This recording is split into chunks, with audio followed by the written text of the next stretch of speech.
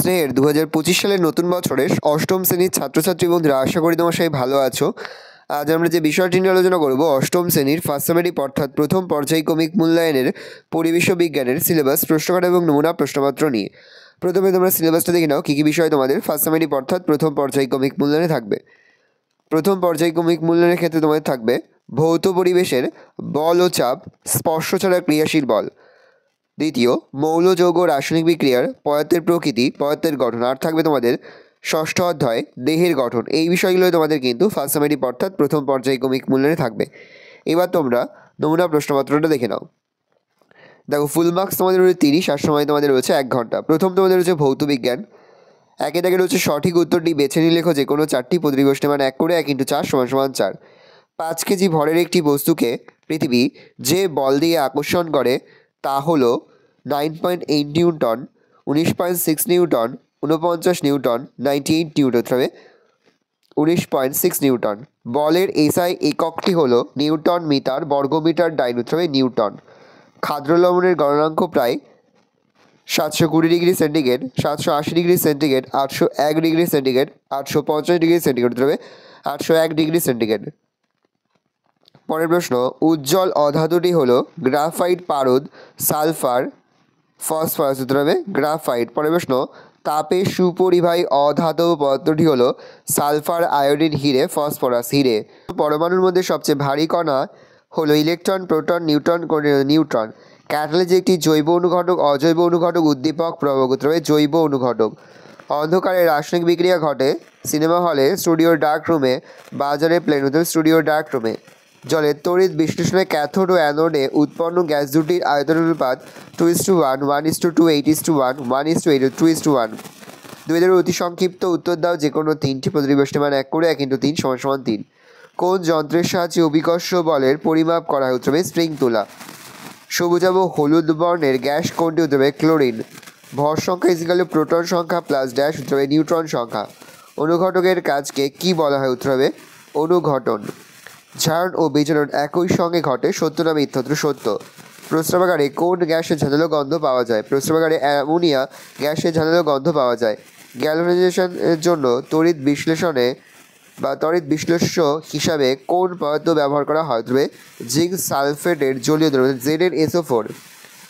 সংক্ষিপ্ত যে কোনো 4টি প্রতিপ্রশ্নের মান 2 করে 2 × 4 = 8। বরফ জলে ভাসে কেন?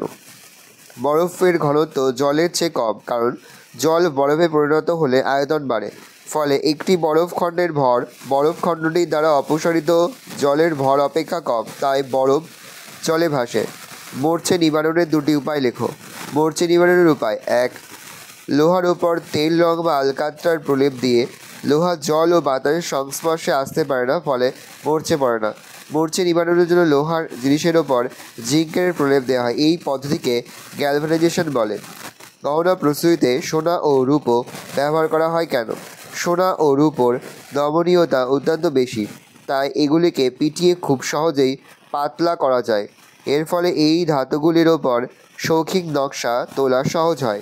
এই কারণে গহনা প্রস্তুতিতে সোনা ও রূপো ব্যবহার করা হয়। পরমাণু ক্রমাঙ্ক ও ভর সংখ্যা দাও। কোনো পরমাণু নিউক্লিয়াসে উপস্থিত প্রোটন ও সংখ্যাকে ওই মৌলের পরমাণু ক্রমাঙ্ক বলে, এবং কোনো পরমাণু নিউক্লিয়াসে উপস্থিত প্রোটন ও নিউট্রন সংখ্যার সমষ্টিকে ওই পরমাণুটির ভর সংখ্যা বলা হয়। অনুঘটক কাকে বলে? উদাহরণ দাও। যে সকল পদার্থ কোনো রাসায়নিক বিক্রিয়ায় উপস্থিত থেকে বিক্রিয়ার বেগ বাড়ায় কিন্তু বিক্রিয়া শেষে নিজে অপরিবর্তিত থাকে তাদের অনুঘটক বলে। যেমন KCl3 থেকে অক্সিজেন প্রস্তুতির বিয়োজন বিক্রিয়ায় MnO2 অনুঘটক হিসাবে কাজ করে। তড়িৎ লেপন কাকে বলে? তড়িৎ লেপনের উদ্দেশ্যগুলি লেখো। তড়িৎ বিশ্লেষণের সাহায্যে রাসায়নিকভাবে অধিক সক্রিয় ধাতুর ওপর কম সক্রিয় ধাতুর প্রলেপ দেওয়ার প্রক্রিয়াকে তড়িৎ লেপন বলা হয়। তড়িৎ লেপনের উদ্দেশ্যগুলি হলো: 1. ধাতুগুলিকে জল ও বায়ু বিক্রিয়াত ক্ষয়ের হাত থেকে রক্ষা করা। 2. ধাতুর সৌন্দর্য বৃদ্ধি করা। পরের বিষয়ে তোমাদের জীবন বিজ্ঞান। একে দাগে রয়েছে সঠিক উত্তরটি বেছে নিয়ে লেখো যে কোনো 4টি প্রতিপ্রশ্নের মান 1 করে 1 × 4 = 4। প্রথম, দেহের ভর বহনকারী কলাটি হলো আবরণী কলা, যোগ কলা, পেশি কলা, স্নায়ু কলা, যোগ কলা। ক্রোমোজোম দেখা যায় সাইটোপ্লাজমে, সার্কুলোপ্লাজমে, প্রোটোপ্লাজমে, নিউক্লিওপ্লাজমে। একটি তরল যোগ কলা হলো হরমোন, রক্ত, গর্ভ, উৎসেচক, রক্ত। কোষের শক্তি উৎপাদন প্রক্রিয়ায় অংশ নেয় lysosome, ribosome, mitochondria, Golgi body, উত্তর হবে মাইটোকন্ড্রিয়া। যে অঙ্গাণুটি ছাড়া কোনো কোষ বাঁচতে পারে না, গলগি বস্তু, রাইবোজোম, নিউক্লিয়াস, মাইটোকন্ড্রিয়া, উত্তর হবে রাইবোজোম। এটা হচ্ছে অতি সংক্ষিপ্ত উত্তর দাও যে কোনো তিনটি প্রতিটি প্রশ্নের মান 1 করে 1 × 3 = 3। প্রথম, উদ্দীপনায় সাড়া দেয় কোন উদ্ভিদ, উত্তর হবে লজ্জাপতি উদ্ভিদ। পরের প্রশ্ন, বড় কোষ কোথায় দেখা যায়, উত্তর হবে চোখের রেটিনায় বড় কোষ দেখা যায়। পরের প্রশ্ন, কোন প্লাস্টিক ফুল ও ফলের বর্ণ নিয়ন্ত্রণ করে, উত্তর হবে ক্রোমোপ্লাস্টিক। পরের প্রশ্ন, গলগি বস্তুর কাজ কি?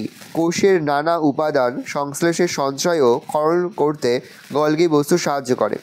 তিনি দেখে রয়েছে সংক্ষিপ্ত উত্তর যে কোনো চারটি প্রতিটি প্রশ্নের মান 2 করে 2 × 4 = 8। লোহিত রক্তকণিকার আকার গোল ও দুপাশ চ্যাপ্টা চাকতির মতো হওয়ার কারণ কি? লোহিত রক্তকণিকার আকার গোল ও দুপাশ চ্যাপ্টা চাকতির মতো হওয়ার জন্য এর পৃষ্ঠতলের ক্ষেত্রফল বেশি হয়। এর ফলে এরা বেশি পরিমাণ অক্সিজেন পরিবহন করতে পারে। এছাড়া দ্বি অবতল আকার হেতু লোহিত রক্তকণিকার বিভিন্ন ব্যাসের রক্তবাহের মধ্যে দিয়ে সহজেই যেতে পারে। ডিএনএ ও আরএনএর পুরো কথাটি লেখো। DNA deoxyribonucleic acid, RNA ribonucleic acid. Primordial utricle কি?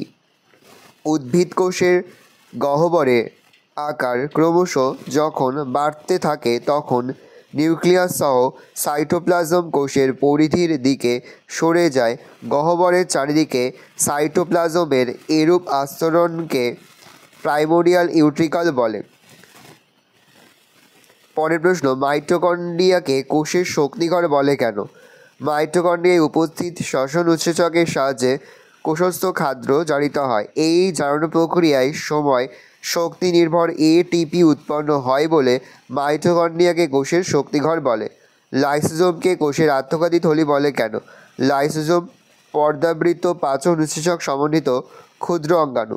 কোনো কারণে এর পর্দা বিনষ্ট হলে এর উৎসেচক অন্যান্য অঙ্গাণুগুলোকে পাচিত করে ফেলে, ফলে কোষটি নষ্ট হয়, তাই লাইসোজোমকে কোষের আত্মঘাতী থলি বলে। দেখে নাও, এই রয়েছে টোটাল তোমাদের ফার্স্ট সামেটিভ অর্থাৎ প্রথম পর্যায়ক্রমিক মূল্যায়নের অষ্টম শ্রেণীর পরিবেশ ও বিজ্ঞানের কোশ্চেন পেপার। ভালো করে কোশ্চেনটা দেখে নাও।